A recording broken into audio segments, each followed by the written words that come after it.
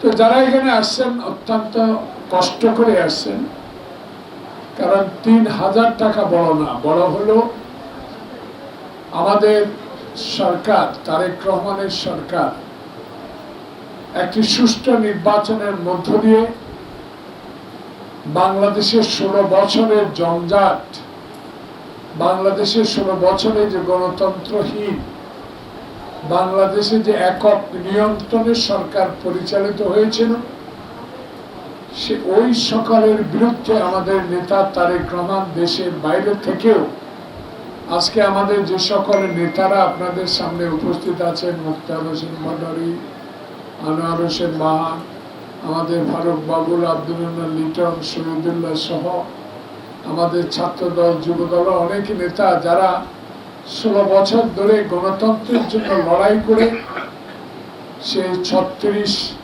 জুলাই যাকে বলে অগাস্ট মাসের ৫ তারিখে আপনারা রাহুমুক্ত করেছেন দেশকে, সেই দেশেরই অর্থনীতি সম্পূর্ণ মেরুদণ্ড ভেঙে দিয়েছে ১৬ বছরে।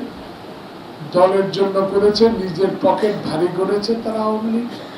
তাই একটি সুষ্ঠু নির্বাচনের মাধ্যমে আপনারা আমাদেরকে দায়িত্ব দিয়েছেন, আমাকে এই এলাকা থেকে ৬ বার এমপি করেছেন এবং আমার নেতা তারেক রহমান বাংলাদেশের প্রধানমন্ত্রী হয়েছে।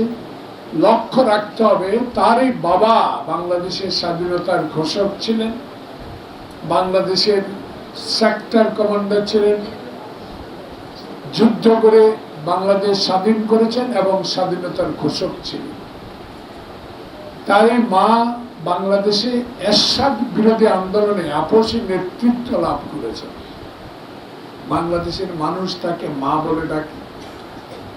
এই মহিলা সকল অত্যাচার অবিচার সহ্য করে জেল খেটে ওই বয়সে মৃত্যুর মুখোমুখি হয়েও হাসিনার কাছে আত্মসমর্পণ করেন নাই। গণতন্ত্রের লড়াইয়ে উনি টিকে ছিলেন, কিন্তু আল্লাহ পাক ওনাকে সুযোগ করে দেন নাই। তারই সন্তান আজকে বাংলাদেশের প্রধানমন্ত্রী। তার মায়ের কবরের পাশে দাঁড়িয়ে তারেক রহমান বলেছে, আমার মায়ের অসমাপ্ত কাজগুলো আমি সমাপ্ত করব।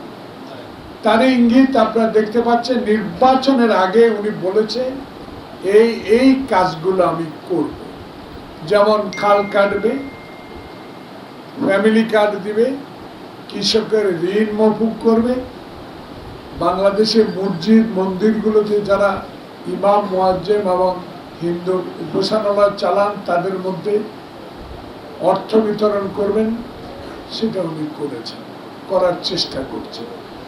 ফ্যামিলি কার্ড সারা নোয়াখালীতে শুধু সেনবাগ, আর লক্ষ্মীপুর জেলা শুধু লক্ষ্মীপুর সদর, আর এই অঞ্চলে কোথাও পায় নাই। তাহলে আপনাদের সৌভাগ্য, তারেক রহমান আপনাদেরকে সেনবাগে ফ্যামিলি কার্ড দিয়েছে। আস্তে আস্তে প্রত্যেকটা ইউনিয়নে, ওয়ার্ডে ফ্যামিলি কার্ড যাবে।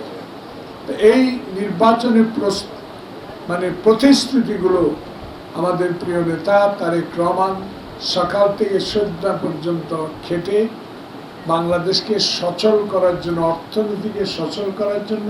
এরই মাঝে ঈদের আগে আজকে আমরা সকালবেলায় নবীপুর ইউনিয়নে ১০ কেজি করে চাল বিতরণ করেছি বিনা পয়সা। পরশু করেছি কেশারগঞ্জ, আগামীকাল করব ৭ নম্বরে, ৬ নম্বরে, ৫ নম্বরে, তাই ৪ নম্বরে। আমরা আপনাদেরকে অনুরোধ জানাবো, যারা সামান্য ঈদের আগে ৩,০০০ টাকা কম না, যারা গরিব মানুষ তারা তো কুরবানিও দিতে পারেন না, তাই ৩,০০০ টাকা অন্তত আপনাদের কিছুটাও উপকার হবে বিধায় আমাদের নেতা তারেক রহমান নির্দেশ আমরা এলাকায় এসে আপনাদেরকে এই ত্রাণগুলো বিতরণ করছি। আমিও এলাকায় থাকবো ঈদে। অনেকে আমরা কোরবান দিতে পারবো না, তাহলে আফসোস করার দরকার নাই। আমরা আফসোস এভাবেই করব, দেশ যদি আমাদেরকে ক্ষুধামুক্ত, সন্ত্রাস বিরোধী, মাদক মুক্ত, ইফটিজিং মুক্ত সমাজে ভালো রাখতে পারে, তাহলে আমরা ভালো থাকব। অতীতে ন্যায় আমাদের এখানে গণতন্ত্রহীনতা হবে না, দলীয় শাসন হবে না।